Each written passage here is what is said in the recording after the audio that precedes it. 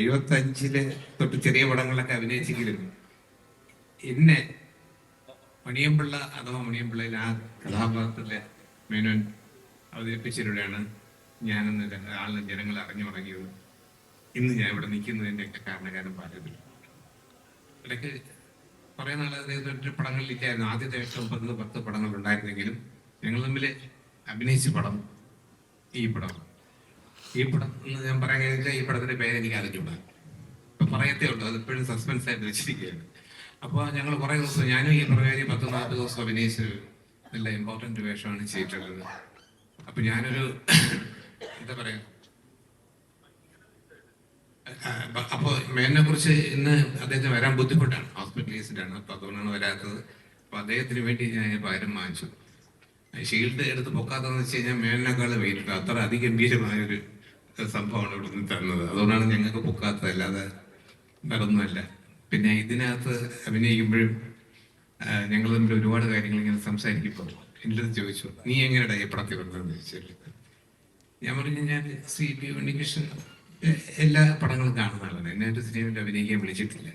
ഞാൻ തുടരും സിനിമ കഴിഞ്ഞ് അത് കഴിഞ്ഞൊരു സർജറി കഴിഞ്ഞ് എൻ്റെ 16 കിലോ കുറഞ്ഞ് നിൽക്കുമ്പോൾ എനിക്കൊരു വിളി വരെയുണ്ട്, ചേട്ടൻ ഞാൻ ഇത് ഉണ്ണികൃഷ്ണൻ, എന്ത് എൻ്റെ ഒരു പടം അടുത്ത മാസം തുടങ്ങുന്നുണ്ട്, നല്ലൊരു വേഷമാണ്, ഒരുപാട് ദിവസം വേണ്ടി വരും, ബാക്കി കാര്യങ്ങൾ ഹരോമോഹൻ സംസാരിക്കുന്നത്. ഞാൻ പറഞ്ഞു, ഇങ്ങനെയാണ് ഞാൻ പടത്തിൽ വന്നത്.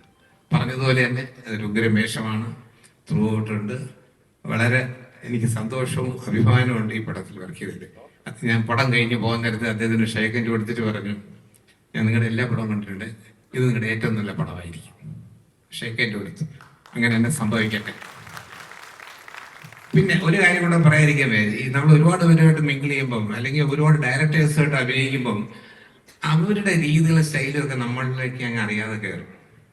അതിൻ്റെ ഏറ്റവും വലിയ ഉദാഹരണം എൻ്റെ ജീവിതത്തിലും ശ്രീ മോഹൻലാലും പറഞ്ഞിട്ടുണ്ട്, പത്മരാജൻ ചേട്ടനിലൂടെയൊക്കെ നമ്മൾ ഒരു മാസം വന്നു കഴിഞ്ഞാൽ നമ്മുടെ സംസാര രീതിയിലും കാര്യങ്ങളിലൊക്കെ അദ്ദേഹത്തിൻ്റെ ഒരു അംശം എങ്ങനെയോ കലർന്നു വരും. അപ്പൊ ഞാൻ ഇങ്ങനെ എൻ്റെ വീട്ടിൽ ഞാൻ പറയുമായിരുന്നു, സെറ്റിൽ വെച്ചിട്ട് ഈ ഉണ്ണികൃഷ്ണൻ ഡയറക്റ്റ് ചെയ്യുന്ന രീതിയിൽ ഞാൻ പറയും. ആദ്യമായിട്ട് പുള്ളി ആദ്യം ഞാൻ നടന്നു വന്നിട്ട് ക്യാമറാമിൻ്റെ പറയും, ഇങ്ങനെ വയ്ക്കും, അവിടുന്ന് ഇങ്ങനെ ട്രോളിയിട്ട് ഇങ്ങനെ വരണം, എന്നിട്ട് ഇവിടുന്ന് 2 പേര് വരുമ്പോഴത്തേക്കും നമ്മൾ ഇവിടുന്ന് ഇങ്ങനെ മുമ്പോട്ട് പോകുമ്പോഴത്തേക്കും അത് റെഡിയാണ്.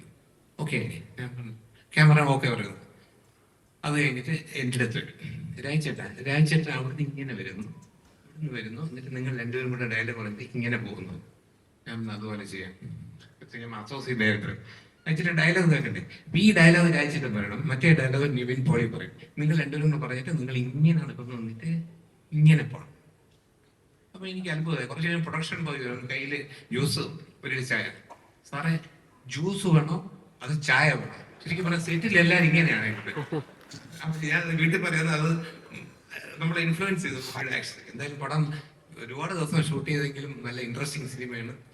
എല്ലാ ഹിറ്റിനുള്ള ചേരുവകളും ഉണ്ട്. ഇവിടെ അധികം ഞാനൊന്നും സംസാരിക്കുന്നില്ല.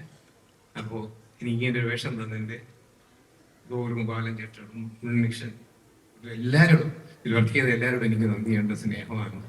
എല്ലാവരും എനിക്ക് എങ്ങനെ കഥയൊക്കെ പറഞ്ഞെന്നറിയില്ല. ഞാൻ വിചാരിച്ചു എനിക്ക് ഇങ്ങനെ ഒരു രൂപമുള്ളതുകൊണ്ട് എന്നെ വിളിച്ച് ഇനി രോഗിയായിട്ട് കിടത്താൻ കാണാമെന്നൊരു വിചാരിച്ചു. പക്ഷേ അല്ല, റോളാണ്. പടം കാണുമ്പോൾ നിങ്ങൾക്ക് മനസ്സിലാവും. ഇത്രയും കാണാം. ഞാൻ ടൈറ്റിൽ ഏതാണ്. Thank you. ഇത്രയും വൃത്തികെട്ട ശരീരഭാഷയാണ് എന്തോ ഈ വേദിയിൽ തന്നെ പറഞ്ഞു തന്ന രാജേഷിനോട് വലിയ സന്തോഷമുണ്ട്. മാറ്റാൻ പറ്റുമെന്ന് ഉറപ്പില്ല. എന്തായാലും വലിയൊരു സെൽഫ് റിയലൈസേഷൻ. Thank you. എല്ലാ ബഹുമാനപ്പെട്ടവർക്കും നമസ്കാരം. ഈ ഏറ്റവും അവസാനത്തേക്ക് സംസാരിക്കാൻ മയക്ക് തരുമ്പോൾ കാര്യമായിട്ട് എന്തെങ്കിലും സംസാരിക്കുന്ന പ്രതീക്ഷ ഉണ്ടെങ്കിൽ എനിക്ക് അത് സാധിക്കുമെന്ന് തോന്നുന്നില്ല.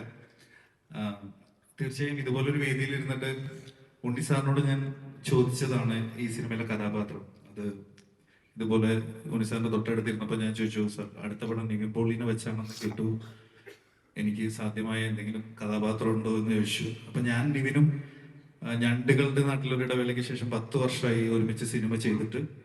അപ്പോ അങ്ങനെ ഒരു അവസരം തന്നതിൽ വളരെയധികം നന്ദി സർ. ബാക്കിയെല്ലാം സിനിമയിലുണ്ടാവും. വേറൊന്നും സംസാരിക്കാനില്ല. തീർച്ചയായും ലാലേട്ടനൊക്കെ ഉള്ളൊരു വേദിയാണ്. അത്രയും ധൈര്യമായിട്ട് സംസാരിക്കാനില്ല. Gokulam Gopuran sir, thank you. എല്ലാവർക്കും നന്ദി, നമസ്കാരം.